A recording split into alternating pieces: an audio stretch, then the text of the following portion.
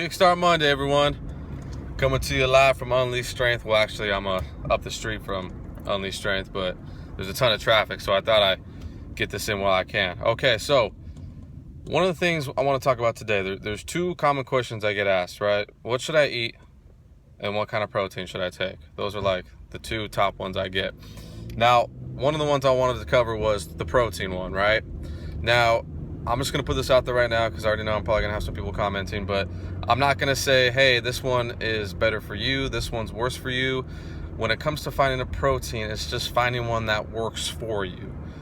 You know, especially taking physiological diversity into consideration, meaning everyone's different, right? You got to find out what works for you, and that kind of applies, you know, to everything. But with protein in particular, now, let me tell you this. When you're picking a protein, right, there's a few things we want to take into consideration. Now, one of them I like to consider is the company. How long the company has been around, right?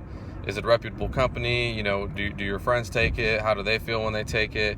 How long has it been around? If it's fairly new or you don't know too much about it, I feel you might be taking a risk. So that's one thing you want to take into consideration, is how long the company has been around and how reputable is it, the reviews and all that, right? So there's one thing. Another thing is, too, you want to check the ingredients. What kind of ingredients is in the protein, right?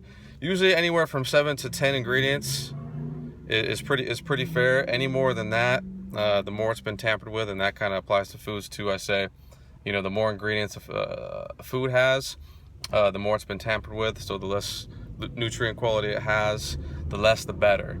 So the less the better when it comes to the proteins and what kind of ingredients is in it. So if there's things in the protein that, you know, you can't pronounce or have no idea what it is, it's probably best that you don't get it, right? Now, people will ask about, you know, soy, pea, veggie, whey. In my opinion, if you could digest all of them, I would go with whey. I think whey is just a better protein. Now, but then again, this is how you know if your body agrees with the protein, right? So when you take it, okay, if you feel good, you don't have to use the restroom right away, it doesn't go right through you, you don't have gas or indigestion or bloating, okay, I think it's pretty safe to say that your body agrees with that protein, it's digesting it, it's working, right? But if you take it and then you got to use the restroom right away, you got the protein farts, so to speak, right?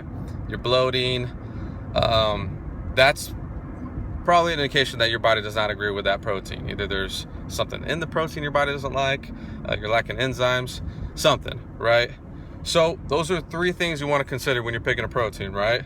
Is how long the company's been around, what kind of ingredients is in it, right? And paying attention to how you feel when you're trying out a protein for the first time. Take those into consideration and you'll end up with a good protein, okay? So that's it for Kickstart Monday.